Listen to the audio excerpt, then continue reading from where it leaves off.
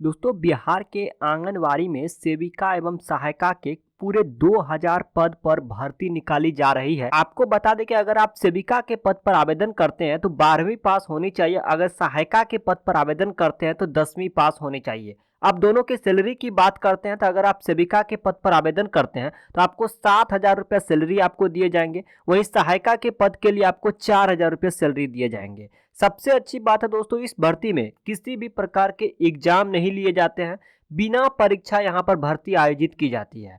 बिना entrance exam के आपको यहाँ पर चयन किया जाता है। और सबसे बड़ी बात मैं आपको बता दूं कि यहाँ पर महिला अभ्यर्थी ही शामिल हो सकते हैं। देखो, किसी प्रकार के एप्लीकेशन फी नहीं लिए जाते हैं। सीधा फॉर्म को भर दो, आपका एलिजिबिलिटी जैसे मैच करता है आपको यहाँ पर नौकरी दे दिया जाएगा। आपको सेविका या सहायिका जिस पद के लिए आवेदन करना चाहते हैं उस पद पर आपको नियुक्त कर दिया जाएगा। तो अभी एक नोटिफिकेशन जारी हुआ है, पेपर कटिंग के माध्यम से जानकारी साझा करूंगा कि यहाँ पर 2000 पद रखे जाएंगे। इस तारीख को आपका नोटिफिकेशन जारी होने जा रहा है। कैसे आप अप्लाई करेंगे यहाँ पर सब कुछ बताया गया है। देख सकते हैं ये जो वेबसाइट आपको दिख रहा है ये ICDS जो कि बिहार आंगनवाड़ी की ऑफिशियल वेबसाइट है। सबसे पहले हम यहाँ देखो, नीचे आप स्क्रॉल करके आते हैं, विज्ञापन देखने के लिए यहाँ पर क्लिक करें। जैसे आप इस पर क्लिक करते हैं तो एक डाउनलोड होगा नोटिफिकेशन।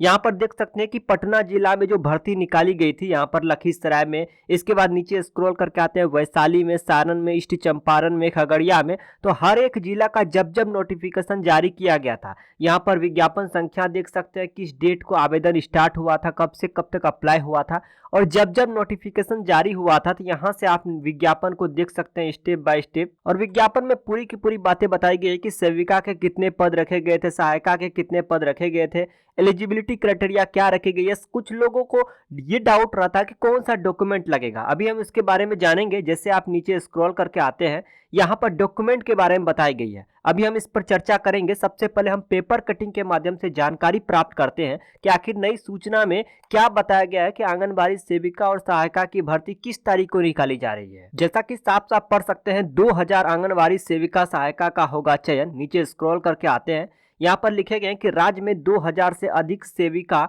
और सहायिका का चयन होगा। समाज कल्याण विभाग ने जिलों को निर्देश दिया है कि सभी आंगनबाड़ी केंद्रों का संचालन नियमित कराया जाए। राज्य में फिलहाल 1,12,000 आंगनबाड़ी केंद्र का संचालन हो गया है, लेकिन स्वीकृति आंगनबाड़ी केंद्र की संख्या 1,14,000 ही है। लेकिन अभी भी 2000 की कमी है सेविका और सहायिका की, और जिस पर नियुक्ति होने जा रही है। यहाँ पर नोटिफिकेशन में साफ साफ जानकारी दिया है कि सभी जिलों को निर्देश दिया गया है कि सभी केंद्रों का संचालन कर चयन प्रक्रिया को जल्द से जल्द पूरा करें।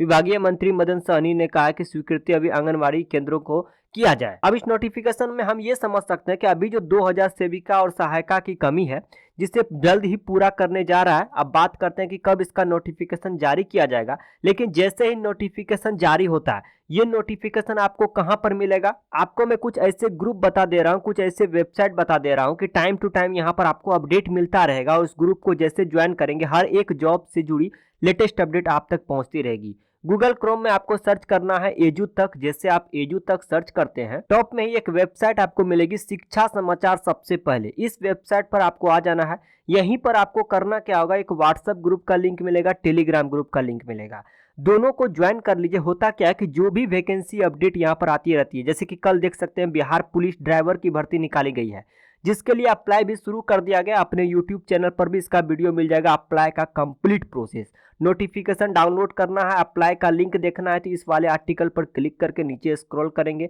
यहाँ पर कंप्लीट डिटेल्स इस वैकेंसी के बारे में बता गया है। इसीलिए व्हाट्सएप ग्रुप, टेलीग्राम ग्रुप को यहाँ से ज्वाइन कर लीजिए। जैसे ही आंगनबाड़ी भर्ती का नोटिफिकेशन जारी होता है फटाक से आपको इसी ग्रुप में मिल जाएगा अपडेट। अब दोस्तों अप्लाई के टाइम में कौन कौन से डॉक्यूमेंट लगने वाले हैं, सबसे पहले देखो यहाँ पर प्रोसेस बताया गया है कि जब भी आप अप्लाई करोगे रजिस्ट्रेशन करना होगा, उसके बाद आपको पर्सनल डिटेल्स को फिलअप करना होगा। जैसे कि आप सेविका के पद पर आवेदन कर रहे हैं तो 12वीं पास की डिटेल्स देनी होगी, सहायिका के पद पर आवेदन करना चाहते हैं तो 10वीं पास की डिटेल्स देनी होगी।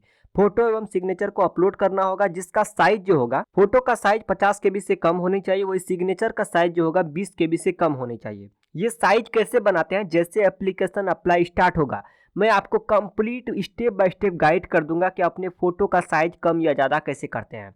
अब यहाँ पर जो बोली गई कि दस्तावेज आपको अपलोड करना होगा, दस्तावेज में 10th या 12th के मार्कशीट तो अपलोड कर रहे ही होंगे, साथ ही आपसे पूछे जाएंगे Aadhaar card, voter ID card, PAN card, ये सब डिटेल्स आपको देना है। जब भी अप्लाई स्टार्ट होता है मैं आपको कंप्लीट अप्लाई का प्रोसेस बता दूंगा और फाइनल सबमिट कर देना है।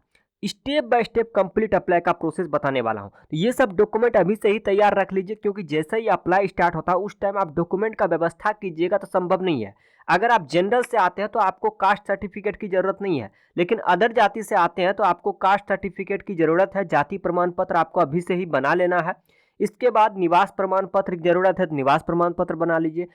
और इनकम सर्टिफिकेट, आय प्रमाण पत्र बनाना है तो आपको आय प्रमाण पत्र बना लेना है। तो ये आंगनबाड़ी की भर्ती कब निकाली जाएगी आपको बता दें कि महीने से 2 महीने आप वेट कर लीजिए। हालांकि एजू तक वेबसाइट पर जैसे आप टाइम टू टाइम आएंगे, ग्रुप में जुड़े रहेंगे, आपको टाइम पर अपडेट मिल जाएगा कि ये वैकेंसी आया है कि नहीं, नोटिफिकेशन जारी किया गया है कि नहीं। वहीं पर अप्लाई का लिंक भी बता दिया जाएगा और अप्लाई का प्रोसेस अपने इस यूट्यूब चैनल पर बता दी जाएगी। नीचे आप स्क्रॉल करते हैं, यह है ICDS की ऑफिशियल वेबसाइट, आंगनबाड़ी की ऑफिशियल वेबसाइट। यहाँ पर जब आप नीचे स्क्रॉल करके आते हैं, विज्ञापन देखने के लिए यहाँ क्लिक करें तो यहाँ पर क्या है कि किस जिले के लिए वैकेंसी निकाली गई है।